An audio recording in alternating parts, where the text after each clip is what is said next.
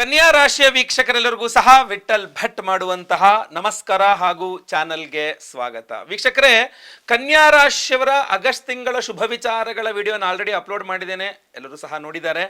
ಈ ವಿಡಿಯೋದಲ್ಲಿ ನಾನು ಕನ್ಯಾ ರಾಶಿಯವರಿಗೋಸ್ಕರ ಆಗಸ್ಟ್ ತಿಂಗಳಿಗೋಸ್ಕರ ನಿಗೂಢವಾದ 4 ಎಚ್ಚರಿಕೆಗಳನ್ನು ಕೊಡ್ತಾ ಇದ್ದೇನೆ.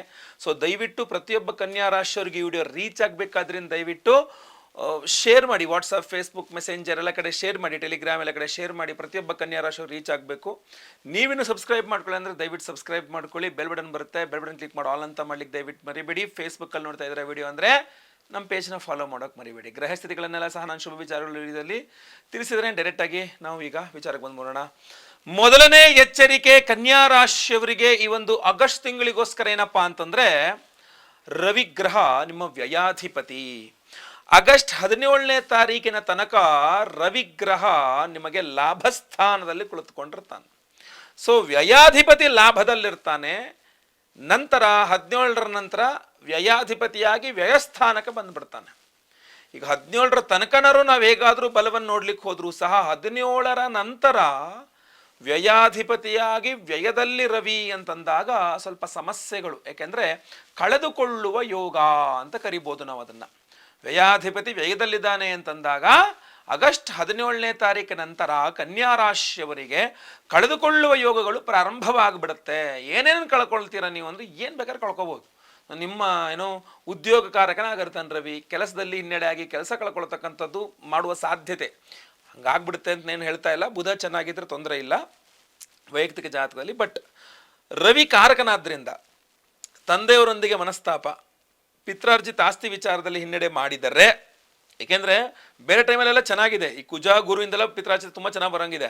ಅಡ್ಡಗಾಲ ಹಾಕಿದ್ರೆ ರವಿನೇ ಹಾಕಬೇಕಲ್ಲಿ ಅಂತ.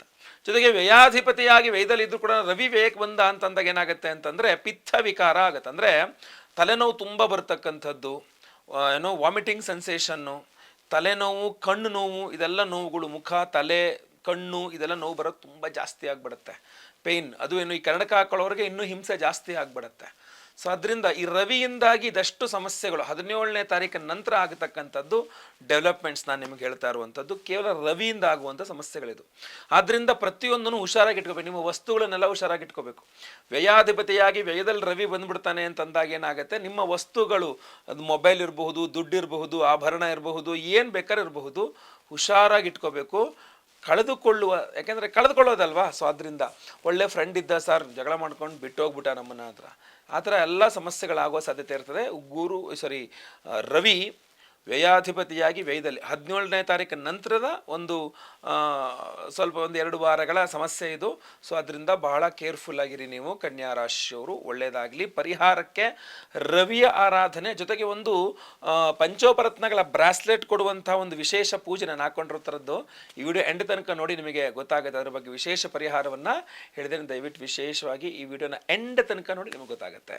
ಇಲ್ಲ ಅಂದರೆ ಆದಿತ್ಯ ಹೃದಯ ಸ್ತೋತ್ರವನ್ನು ಪಠನೆ ಮಾಡ್ಕೊಳ್ಳಿ. ಕೆಂಪು ವಸ್ತ್ರದಲ್ಲಿ ಗೋಧಿ ದಾನ ಮಾಡಿ. ಮನೆ ಹತ್ರದಲ್ಲಿ ನವಗ್ರಹ ಇದ್ದರೆ, ನವಗ್ರಹದ ಮಧ್ಯೆ ಸೂರ್ಯಗ್ರಹ ಇರ್ತಾನಲ್ಲ, ಆ ಸೂರ್ಯನಿಗೆ ಫಲಪಂಚಾಮೃತ ಅಭಿಷೇಕ, ಪ್ರದಕ್ಷಿಣೆ, ನಮಸ್ಕಾರ ಎಲ್ಲದೂ ಸಹ ಮಾಡಬಹುದು. ನಿಮ್ಗೆ ಯಾವ್ದು ಅನುಕೂಲವೋ ಅದನ್ನು ಮಾಡ್ಕೊಳ್ಳಿ. ಒಳ್ಳೆಯದಾಗಲಿ. ಎರಡನೇ ಎಚ್ಚರಿಕೆ ಕನ್ಯಾ ರಾಶಿಯವರಿಗೆ ಈ ಒಂದು ಆಗಸ್ಟ್ ತಿಂಗಳಿಗೋಸ್ಕರ ಏನಪ್ಪಾ ಅಂತಂದ್ರೆ, ರಾಶ್ಯಾಧಿಪತಿಯಾದಂತಹ ಬುಧ ಏನಾಗುತ್ತೆ ಅಂದರೆ, ಬುಧ ಗ್ರಹ 22ನೇ ತಾರೀಕಿನ ತನಕ ವ್ಯಯದಲ್ಲಿರ್ತಾನೆ, 12ನೇ ಮನೆ ಸಿಂಹರಾಶಿಯಲ್ಲಿ. ಏನಾಗ್ಬಿಡುತ್ತೆ, ಬುಧ ವ್ಯಯ ಅಂದ ತಕ್ಷಣ ರಾಶ್ಯಾಧಿಪತಿ ವ್ಯಯ ಆಗ್ತಾನಲ್ಲ. ಸೊ ಇದೇನಂತ ತೋರಿಸುತ್ತೆ, ಬುಧ ನಿಮಗೆ ರಾಶ್ಯಾಧಿಪತಿನೂ ಹೌದು, ಕರ್ಮಾಧಿಪತಿನೂ ಹೌದು. ಸೊ ಅದರಿಂದ ಜಾಬ್ನಲ್ಲಿ ಪ್ರಾಬ್ಲಮ್ಮು ಮೊದಲ 2-3 ವಾರಗಳು ಕನ್ಯಾ ರಾಶಿಯವರು ಕೆಲಸ ಇಲ್ದಂಗೆ ಆಗ್ಬಿಡ್ತಾರೆ. ಅಂತಂದರೆ ಇರೋ ಕೆಲಸ ಕಳ್ಕೊಳ್ಳೋ ಅಂಥ ಸಾಧ್ಯತೆನೂ ಇರುತ್ತೆ ಬುಧನಿಂದಾಗಿ. ಇಲ್ಲ ಅಂತಂದರೆ ಈ ಕೆಲವಿಷ್ಟು ಆರ್ಡರ್ಸ್ಗಳು ತಗೊಂಡು ಕೆಲಸ ಮಾಡ್ಕೊಡೋರು ಇರ್ತಾರಲ್ಲ, ಆರ್ಡರ್ ಬಂದರೆ ಕೆಲಸ ಅಂತ, ಇವತ್ತೇನು ಆರ್ಡರ್ಗಳಿಲ್ಲ ಅಂದರೆ ಖಾಲಿ ಕುತ್ಕೋಬೇಕು ಮನೇಲಿ ಅಂತ. ಸೊ ಆ ತರಹದ ಕೆಲಸ ಮಾಡಿಕೊಡ್ತಕ್ಕಂಥವ್ರುಗಳೆಲ್ಲ ಸ್ವಲ್ಪ ಜಾಬ್ಲೆಸ್ ಥರ, ಅಂದರೆ ಏನು ಆರ್ಡರ್ಗಳೇ ಇಲ್ಲ, ಏನು ಕೆಲಸಗಳೇ ಇಲ್ಲ, ಏನು ಮಾಡೋದು ಅಂತ ಗೊತ್ತಾಗ್ತಿಲ್ಲ, ಖಾಲಿ ಕೂತ್ಕೊಂಡಿದ್ದೀನಿ ಅನ್ನೋ ಥರ ಆಗಸ್ಟಲ್ಲಿ ಮೊದಲ 2-3 ವಾರಗಳು ಸ್ವಲ್ಪ ಖಾಲಿ ಕೂತ್ಕೊಳ್ಬೇಕಾದ ಪರಿಸ್ಥಿತಿ ಬಂದು ಬಿಡಬಹುದು. ಇನ್ನು ಆಲ್ರೆಡಿ ಕೆಲಸದಲ್ಲಿ ಇರ್ತಕ್ಕಂಥವ್ರಿಗೆ ಸ್ವಲ್ಪ ನೀವು ವ್ಯತ್ಯಾಸ, ನೀವು ಮಾತಾಡೋದೆಲ್ಲ ಒಂದು ಸ್ವಲ್ಪ ಹಿಂಗೆ ಉಗ್ರವಾಗಿ ಮಾತಾಡೋದು, ಜಗಳ ಮನಸ್ತಾಪ ಏನೇ ಮಾಡೋದಾದ್ರೂ ಕೆಲಸಗಳು ಕಳ್ಕೊಳ್ಳೋ ಸಾಧ್ಯತೆ ಜಾಸ್ತಿ ಇರುತ್ತೆ. ಸೊ ಅದರಿಂದ ಭಾಳ ಕೇರ್ಫುಲ್ ಆಗಿರಬೇಕು. ಹಂಗಾರೆ ವ್ಯಾಪಾರಿಗಳ ಮಾಡೋರಿಗೆ ಏನು ತೊಂದರೆ ಇಲ್ವಾ, ನಾವು ಬಿಸ್ನೆಸ್ ಮಾಡೋದು ತೊಂದರೆ ಇಲ್ವಾ ಅಂತಂದರೆ, ವ್ಯಯಾಧಿಪತಿಯಾಗಿ ಲಾಭದಲ್ಲಿ ರವಿ ಇರ್ತಾನೆ ಅಂದರೆ ಟ್ಯಾಕ್ಸೇಷನ್ ಪ್ರಾಬ್ಲಮ್ಗಳಾಗ್ಬಿಡುತ್ತೆ ಮಿಕ್ಕಿದವರಿಗೆ. ಏನೋ GST ಪ್ರಾಬ್ಲಮ್ಮು, ನೋಟಿಸ್ಗಳು ಬರೋದು, ಟ್ಯಾಕ್ಸ್ ನೋಟಿಸ್ಗಳು ಬರೋದು, ಇದ್ರ ಸರ್ಕಾರದಿಂದ ಬರಬೇಕಾಗಿರ್ತವೆ. ಅಥವಾ ಏನೂ ಇಲ್ಲ, ನಾವು ಅದೆಲ್ಲ ಏನೂ ಇಲ್ಲ ಬಿಡಿ ಸರ್, ನಾವು ನಾರ್ಮಲ್ ವ್ಯಕ್ತಿಗಳು ಅಂದರೆ ಅಟ್ಲೀಸ್ಟ್ ಗಾಡಿ ಓಡಿಸ್ಬೇಕಾದ್ರೆ ಪೊಲೀಸರಿಂದಾರು ನಿಮ್ಗೊಂದು ಫೈನು, ಟ್ಯಾಕ್ಸ್ ಇತ್ಯಾದಿಗಳು ಆಗ್ಬಿಡ್ತವೆ. ಸೊ ಅದರಿಂದ ಇದೆಲ್ಲ ಸಾಧ್ಯತೆಗಳು, ಯಾಕಂದ್ರೆ ರವಿ ಲಾಭದಲ್ಲಿದ್ದರೂ ಕೂಡ ವ್ಯಯಾಧಿಪತಿ ಆಗಿರ್ತಾನೆ. ಸೊ ಸರ್ಕಾರದಿಂದ ಒಂದಿಷ್ಟು ನಿಮಗೆ ಇದರ ಸಾಧ್ಯತೆ ಏನು, ದಂಡಗಳ ಸಾಧ್ಯತೆಗಳು ಇರ್ತವೆ. ಸೊ ಭಾಳ ಕೇರ್ಫುಲ್ಲಾಗಿ ಕಳಿಬೇಕಾಗ್ತದೆ. ನಿಮಗೆ ಆಗಸ್ಟ್ ತಿಂಗಳಲ್ಲಿ ಈ ವಿಚಾರಗಳಲ್ಲಿ ಎಚ್ಚರಿಕೆಯನ್ನು ವಹಿಸಲೇಬೇಕು. ಇದಕ್ಕೇನಾಗುತ್ತೆ ಅಂದರೆ ನೋಡಿ, ಬಹಳ ಮುಖ್ಯವಾಗಿ ಪರಿಹಾರಗಳು, ವಿಷ್ಣು ಸಹಸ್ರನಾಮ, ಬುಧ ಕರ್ಮಾಧಿಪತಿ ಆದ್ದರಿಂದ. ಸೊ ಜಾಬ್ ರಿಸೈನ್ ಮಾಡೋಕ್ಕೆ ಹೋಗಬೇಡಿ, ಜಗಳವನ್ನು ಮಾಡ್ಕೊಳ್ಳೋಕೆ ಹೋಗಬೇಡಿ, ಆದಷ್ಟು ತಾಳ್ಮೆಯಿಂದ ಇರಿ. ಈಗ ಜಾಬೇ ಇಲ್ಲ, ಜಾಬ್ ಸಿಗುತ್ತಾ ಅಂತ ಕೇಳಿದ್ರೆ 3ನೇ ವಾರ 4ನೇ ವಾರದ ನಂತರ ಸಿಗುತ್ತೆ. ಸೊ ಮೊದಲ 3 ವಾರಗಳಂತೂ ಬಹಳ ಕಷ್ಟ ಆಗಿದೆ. ವಿಷ್ಣು ಸಹಸ್ರನಾಮ ಓದ್ಕೊಳ್ಳಿ. ಬುಧವಾರ ವಿಷ್ಣು ದೇವಸ್ಥಾನಕ್ಕೆ ಹೋಗಿ ಹಸಿರು ವಸ್ತ್ರದಲ್ಲಿ ಹೆಸರು ಕಾಳನ್ನು ದಾನ ಮಾಡಿ. ವಿಷ್ಣು ದೇವಸ್ಥಾನ ಅಂದರೆ ಏನು, ರಾಮರ ದೇವಸ್ಥಾನ, ಕೃಷ್ಣನ ದೇವಸ್ಥಾನ, ರಂಗನಾಥ, ನರಸಿಂಹ, ನಿಮ್ಮ ಮನೆ ಹತ್ರ ಯಾವುದಿದ್ರು ಅದು, ಆಯಿತಾ, ವಿಷ್ಣು ಸಂಬಂಧಿತ ದೇವಸ್ಥಾನ. ಸೊ ಇದನ್ನೆಲ್ಲ ಮಾಡ್ಕೋಬಹುದು. ಇಲ್ಲ ಅಂದರೆ ಒಂದು ವಿಶೇಷವಾದಂಥ ಹೋಮಗಳನ್ನು ಈ ವಿಡಿಯೋ ಎಂಡಲ್ಲಿ ಮಾಡ್ತಾ ಇದ್ದೇವೆ. ನಿಮಗೆಲ್ಲ ರೀತಿಯ ರಕ್ಷಣೆಗೋಸ್ಕರ ಪಂಚೋಪರತ್ನಗಳ ಒಂದು ಬ್ರಾಸ್ಲೆಟನ್ನು ಸಹ ಕೊಡ್ತಾ ಇದ್ದೇನೆ ಧಾರಣೆ ಮಾಡ್ಕೊಳ್ಳೋಕ್ಕೆ. ವಿಡಿಯೋ ಎಂಡ್ ತನಕ ನೋಡಿ, ನಿಮಗೆ ಅರ್ಥ ಆಗ್ತದೆ. ಒಳ್ಳೆಯದಾಗಲಿ. 3ನೇ ಎಚ್ಚರಿಕೆ ಕನ್ಯಾ ರಾಶಿಯವರಿಗೆ ಈ ಒಂದು ಆಗಸ್ಟ್ ತಿಂಗಳಿಗೋಸ್ಕರ ಏನಪ್ಪಾ ಅಂತಂದರೆ, ಶುಕ್ರ ಗ್ರಹ 24ನೇ ತಾರೀಕಿನ ತನಕ 12ನೇ ಮನೇಲಿರ್ತಾನೆ.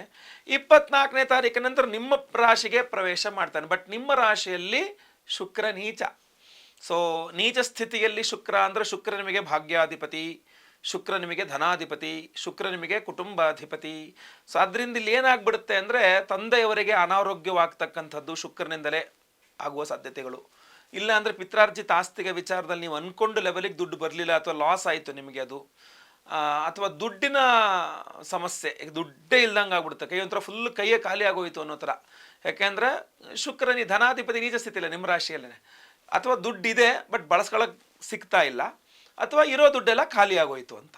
ಸೊ ಇದೆಲ್ಲ ಆಮೇಲೆ ಇದು ಶುಕ್ರನಿಂದ ಆದ್ದರಿಂದಾಗಿ ಭಾಳ ಕೇರ್ಫುಲ್ ಆಗಿರಬೇಕು. ಆಮೇಲೆ ಫ್ಯಾಮಿಲಿ ಮೆಂಬರ್ಸ್ ಹತ್ರನೂ ಅಷ್ಟೇ ಜಗಳ ಮನಸ್ತಾಪ ಇದೆಲ್ಲ ಆಗದಾಗ ನೋಡ್ಕೊಳ್ಬೇಕು.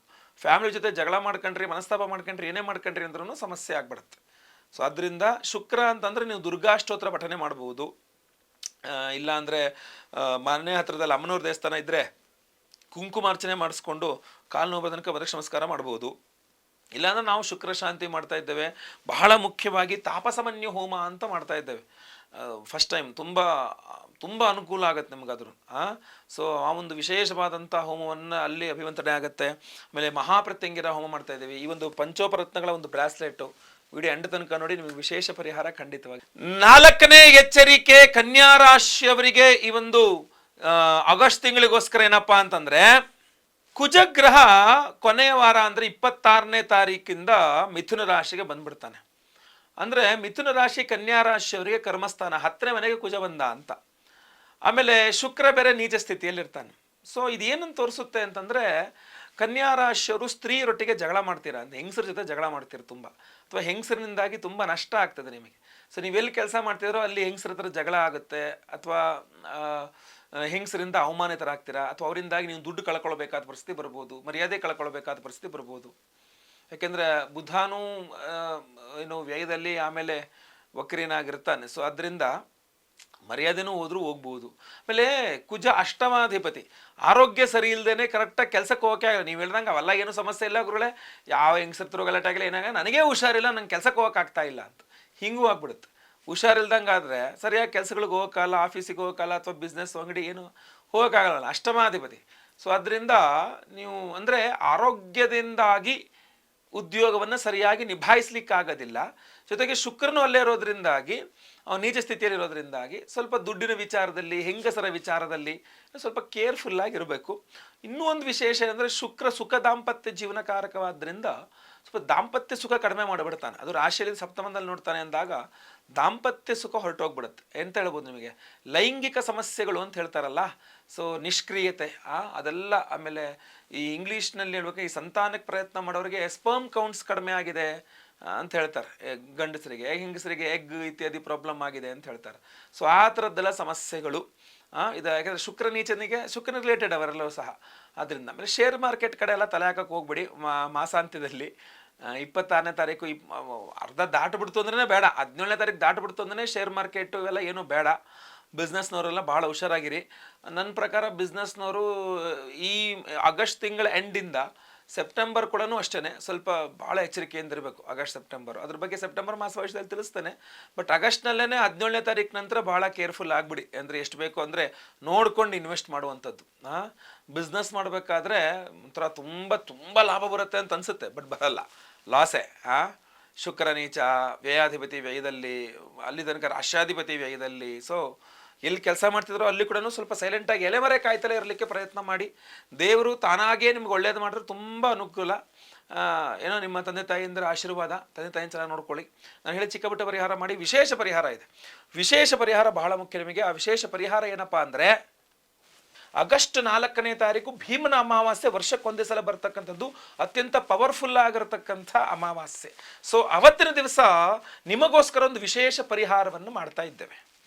ಭೀಮನ ಅಮಾವಾಸ್ಯೆ ದಿವಸದ ವಿಶೇಷ ಪರಿಹಾರ ಏನಪ್ಪಾ ಅಂತಂದ್ರೆ, ಮೊಟ್ಟ ಮೊದಲನೇದಾಗಿ ನಾವು ಅವತ್ತಿನ ದಿವಸ ಮಹಾಪ್ರತ್ಯಂಗಿರ ಹೋಮವನ್ನು ಮಾಡ್ತಾ ಇದ್ದೇವೆ.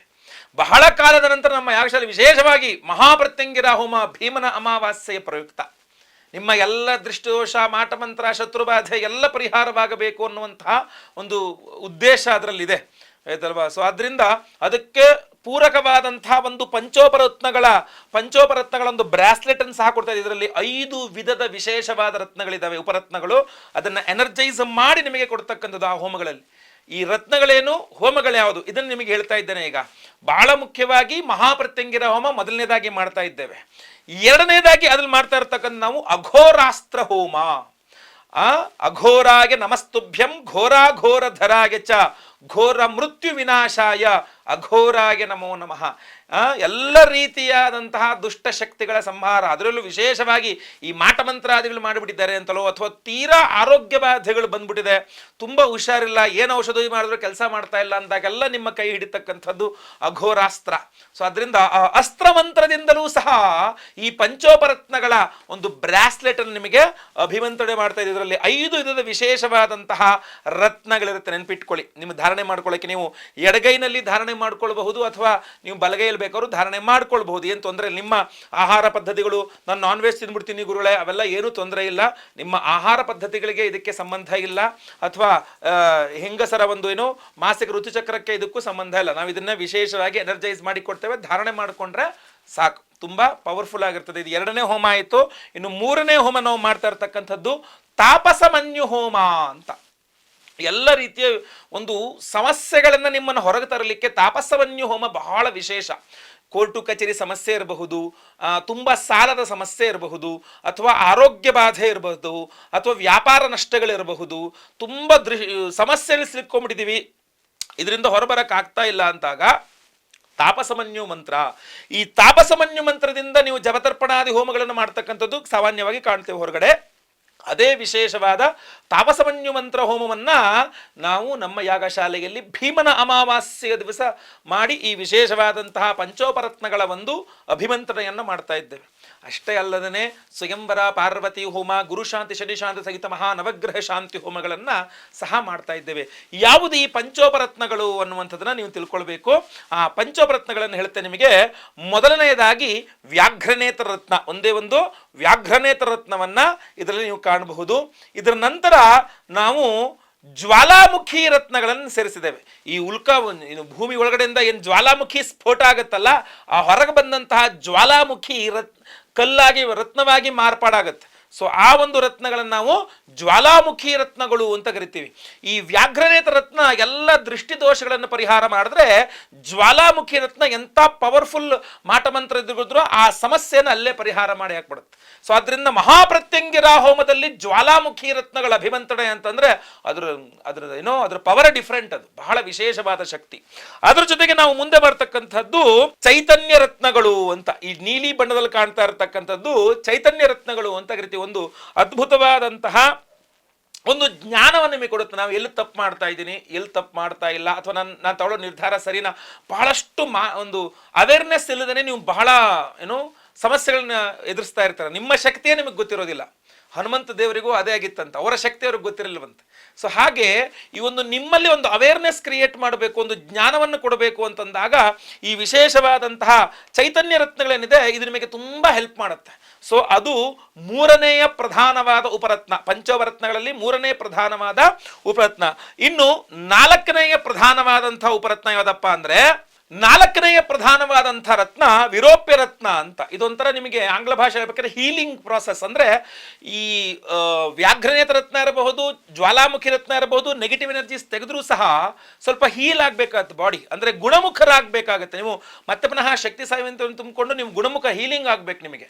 ಸೊ ನೀವು ಯಾವುದೇ ರೀತಿ ಆರಾ ಕ್ಲೆನ್ಸಿಂಗ್ ಇತ್ಯಾದಿ ಬೇರೆ ಬೇರೆ ನಿಮ್ಗೆ ಹೇಳ್ಬೇಕಾದ್ರೆ ಹೀಲಿಂಗ್ ಪ್ರಾಸೆಸ್ ಅಂತ ಹೇಳ್ತಾರೆ, ನಿಮ್ಮನ್ನ ಸರಿ ಮಾಡ್ತಕ್ಕಂಥದ್ದು. ಆ ಒಂದು ಕೆಲಸವನ್ನ ವಿರೋಪ್ಯ ರತ್ನ ಖಂಡಿತವಾಗಿ ಮಾಡ್ತದೆ, ಆಯ್ತಲ್ವಾ. ಇನ್ನು ಐದನೇ ಪ್ರಧಾನವಾದಂತಹ ರತ್ನ ಇದರಲ್ಲಿ ಇರ್ತಕ್ಕಂಥದ್ದು ಯಾವುದಪ್ಪ ಅಂದ್ರೆ, ನಿಮ್ಮಲ್ಲಿ ಸೆಲ್ಫ್ ಕಾನ್ಫಿಡೆನ್ಸ್, ಆ ಸೆಲ್ಫ್ ಕಾನ್ಫಿಡೆನ್ಸ್ ನ ಜಾಸ್ತಿ ಮಾಡ್ತಕ್ಕಂತಹ ಪ್ರೌಢಿ ರತ್ನ. ಪ್ರೌಢಿ ರತ್ನವೂ ಸಹ ಇದರೊಳಗಡೆ ನಿಮಗೆ ನಾವು ಸೇರಿಸಿದ್ವಿ, ಸೆಲ್ಫ್ ಕಾನ್ಫಿಡೆನ್ಸ್ ಇಂಪ್ರೂವ್ ಮಾಡಲಿಕ್ಕೆ. ಸೊ ಎಲ್ಲ ನೆಗೆಟಿವಿಟಿ ಹೋಗಬೇಕು, ಮಾಟ ಮಂತ್ರಗಳ ದೃಷ್ಟಿದೋಷಗಳು ಹೋಗಬೇಕು, ಮಾಟ ಮಂತ್ರಗಳು ಯಾವುದು ತಾಗದಂಗೆ ಒಂದು ರಕ್ಷಾ ಕವಚ ಸಿಗಬೇಕು, ಹಾಗೂ ಆಗಿರುವಂತಹ ಸಮಸ್ಯೆಗಳನ್ನು ಪರಿಹಾರ ಮಾಡಲಿಕ್ಕೆ ಹೀಲಿಂಗ್ ಆಗಬೇಕು, ಹಾಗೂ ನಿಮ್ಮಲ್ಲಿ ಸೆಲ್ಫ್ ಕಾನ್ಫಿಡೆನ್ಸ್ ಬೂಸ್ಟ್ ಆಗಬೇಕು. ಎಲ್ಲ ರೀತಿಯ ಪಂಚೋಪರತ್ನಗಳ ಒಂದು ಸಮ್ಮಿಶ್ರಣವನ್ನು ಮಾಡಿ 5 ವಿಧ ರತ್ನಗಳ ಪಂಚೋಪರತ್ನಗಳ ಒಂದು ಬ್ರಾಸ್ಲೆಟ್ ಅನ್ನು ಸಿದ್ಧಪಡಿಸಿದ್ದೇವೆ. ಈ ಬ್ರಾಸ್ಲೆಟ್ ಅನ್ನು ಪ್ರತಿಯೊಬ್ಬರೂ ಸಹ ಧಾರಣೆ ಮಾಡ್ಕೊಳ್ಬಹುದು. ಎಡಗೈಗಾರು ಹಾಕೊಳ್ಳಿ, ಬಲಗೈಗಾರು ಹಾಕೊಳ್ಳಿ, ತೊಂದರೆ ಇಲ್ಲ. ನಿಮ್ಮ ಆಹಾರ ಪದ್ಧತಿಗಳಿಗಾಗಲಿ ನಿಮ್ಮ ಬೇರೆ ಯಾವುದಕ್ಕೂ ಇದು ಸಮಸ್ಯೆಯನ್ನು ಕೊಡೋದಿಲ್ಲ. ಕೈಯಲ್ಲಿ ಇದನ್ನು ಧಾರಣೆ ಮಾಡ್ಕೊಂಡ್ರಾಯ್ತು. ಯಾವ ಯಾವ ಕಾರಣಕ್ಕೆ ಅನ್ನುವಂಥದ್ದು, ಯಾಕೆಂದ್ರೆ ಉದ್ಯೋಗ ಸಮಸ್ಯೆ ಆಗ್ತದೆ ಅಥವಾ ಎಲ್ಲೋ ಮಾತಾಡ್ಲಿಕ್ಕೆ ಆಗ್ತಿಲ್ಲ, ಸೆಲ್ಫ್ ಕಾನ್ಫಿಡೆನ್ಸ್ ಎಲ್ಲ ನಿಮಗೆ ಎದುರುತ್ತರ ಕೊಡೋಕ್ಕಾಗ್ತಾರೆ, ನಿಮಗೆ ಈ ಮಾತಾಡೋಕ್ಕಾಗ್ತಿಲ್ಲ, ಎಲ್ಲ ನೀವು ಸಪ್ರೆಸ್ ಮಾಡಿಬಿಟ್ಟಿದ್ದಾರೆ, ಒತ್ತುಬಿಟ್ಟಿದ್ದಾರೆ, ನಿಮಗೆ ಮಾನಸಿಕವಾಗಿ ಕುಗ್ಗಿ ಹೋಗಿದ್ದೀರಾ, ಆವಾಗಲೂ ಸಹ ನಿಮಗೆ ತುಂಬ ಬೂಸ್ಟಪ್ ಮಾಡುತ್ತೆ ನಿಮಗೆ ಮೆಂಟಲಿ, ಗೊತ್ತಲ್ವಾ. ಅದ್ರ ಜೊತೆಗೆ ನಿಮ್ಮನ್ನ ಒತ್ತಡಕ್ಕೆ ಸಿಲುಕಿದಾಗೆ, ತುಂಬ ಕೆಲಸಗಳ ಒತ್ತಡ ಮತ್ತೊಂದು ಎಲ್ಲ ಒತ್ತಡದಲ್ಲಿ ಸಿಲುಕಿಸಿದಾಗೂ ಸಹ ನೀವು ಒಂದು ಅದನ್ನೆಲ್ಲ ನಿಭಾಯಿಸುವಂತಹ ಶಕ್ತಿ ಬೇಕಲ್ಲ, ಅದನ್ನು ಸಹ ಕೊಡ್ತದೆ. ಸೊ ಅದರಿಂದ ಇಂಥ ಒಂದು ವಿಶೇಷವಾದಂತಹ ಪಂಚೋಪರತ್ನಗಳು ಆರೋಗ್ಯ ಬಾಧೆಗಳಿದ್ರೂ ಸಹ ನಿಮಗೆ ನೀವು ತೆಗೆದುಕೊಳ್ಳುವ ಔಷಧೋಪಚಾರಗಳಿಗೆ ಒಂದು ಮಾನಸಿಕವಾಗಿ ದೈಹಿಕವಾಗಿ ಶರೀರ ಒಗ್ಗೂಡಬೇಕು, ಒಪ್ಪಿಕೊಳ್ಳಬೇಕು, ಚೆನ್ನಾಗಿ ಔಷಧಿಗಳು ಕೆಲಸ ಮಾಡಬೇಕು. ಸೊ ಮನಸ್ಸು ತುಂಬ ಚೆನ್ನಾಗಿರಬೇಕು. ಸೊ ಎಲ್ಲ ರೀತಿಯ ನೆಗೆಟಿವಿಟೀಸ್ನ ಕ್ಲಿಯರ್ ಮಾಡ್ತಕ್ಕಂಥ ಈ ವಿಶೇಷವಾದ ಪಂಚೋಪರತ್ನಗಳ ಒಂದು ಬ್ರಾಸ್ಲೆಟ್ ಅನ್ನ ಈ ಒಂದು ಹೋಮಗಳು ಯಾವ್ಯಾವ ಹೋಮ, ಮಹಾಪ್ರತ್ಯಂಗಿರ ಹೋಮ, ಅಘೋರಾಸ್ತ್ರ ಹೋಮ, ತಾಪಸಮನ್ಯು ಹೋಮ, ಸ್ವಯಂವರ ಪಾರ್ವತಿ ಹೋಮ, ಗುರು ಶಾಂತಿ ಶನಿ ಶಾಂತಿ ಸಹಿತ ಮಹಾನವಗ್ರಹ ಶಾಂತಿ ಹೋಮಗಳು, ಇದನ್ನೆಲ್ಲವೂ ಸಹ ಭೀಮನ ಅಮಾವಾಸ್ಯೆ ಆಗಸ್ಟ್ 4ನೇ ತಾರೀಕು ಮಾಡ್ತಾ ಇದ್ದೇವೆ. ದಯವಿಟ್ಟು ನಿಮ್ಮ ಹೆಸರುಗಳ ಸಂಕಲ್ಪ ಸೇವೆ ಕೊಟ್ಕೊಳ್ಳಿ. ಸ್ಕ್ರೀನ್ ಮೇಲೆ ಕಾಣಿಸ್ತಾ ಇರ್ತಕ್ಕಂಥ ನಂಬರ್ಗೆ ನಿಮ್ಮ ಹೆಸರು, ಗೋತ್ರ ಗೊತ್ತಿದ್ರೆ ಗೋತ್ರ, ನಕ್ಷತ್ರ ಗೊತ್ತಿದ್ರೆ ನಕ್ಷತ್ರ, ನಿಮ್ಮ ರಾಶಿ ಹಾಗೂ ನಿಮ್ಮ ವಿಳಾಸ ಸ್ಕ್ರೀನ್ ಇರ್ತಕ್ಕಂಥ ನಂಬರ್ಗೆ ಬೇಗ ವಾಟ್ಸಪ್ ಮಾಡ್ಕೊಳ್ಳಿ. ಅವತ್ತಿನ ದಿವಸ 4ನೇ ತಾರೀಕು ಬೆಳಗ್ಗೆ ಲೈವಲ್ಲಿ ನಾನೇ ನಿಮ್ಮೆಲ್ಲರ ಹೆಸರು ಸಂಕಲ್ಪ ಮಾಡಲಿದ್ದೇನೆ.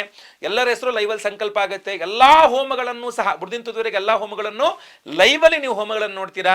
ಹಾಗೂ ಪ್ರಸಾದ ಸ್ಪೀಡ್ ಪೋಸ್ಟ್ ಮೂಲಕ ನಾವು ಆದಷ್ಟು ಬೇಗ ಕಳಿಸಿಕೊಡುವ ವ್ಯವಸ್ಥೆಯನ್ನ ಮಾಡ್ತೇವೆ. ಒಳ್ಳೆಯದಾಗಲಿ. ವಿಡಿಯೋ ಇಷ್ಟ ಆದರೆ ದಯವಿಟ್ಟು ಲೈಕ್ ಮಾಡ್ಲಿಕ್ಕೆ ಮರಿಬೇಡಿ. ವಾಟ್ಸಪ್, ಫೇಸ್ಬುಕ್, ಮೆಸೆಂಜರ್, ಟೆಲಿಗ್ರಾಮ್ ಎಲ್ಲ ಕಡೆ ಸಾಮಾಜಿಕ ಜಾಲತಾಣಗಳಲ್ಲಿ ವಿಡಿಯೋನ ಶೇರ್ ಮಾಡ್ಲಿಕ್ಕೆ ಮರಿಬೇಡಿ. ಮುಂದಿನದಲ್ಲಿ ಮತ್ತೆ ಪುನಃ ಸಿಗ್ತೇನೆ. ಎಲ್ಲರಿಗೂ ಸಹ ಒಳ್ಳೆಯದಾಗಲಿ. ಲೋಕ ಸಮಸ್ತ ಸುಖಿನೋ ಭವಂತು. ನಾರಾಯಣ ನಾರಾಯಣ ನಾರಾಯಣ.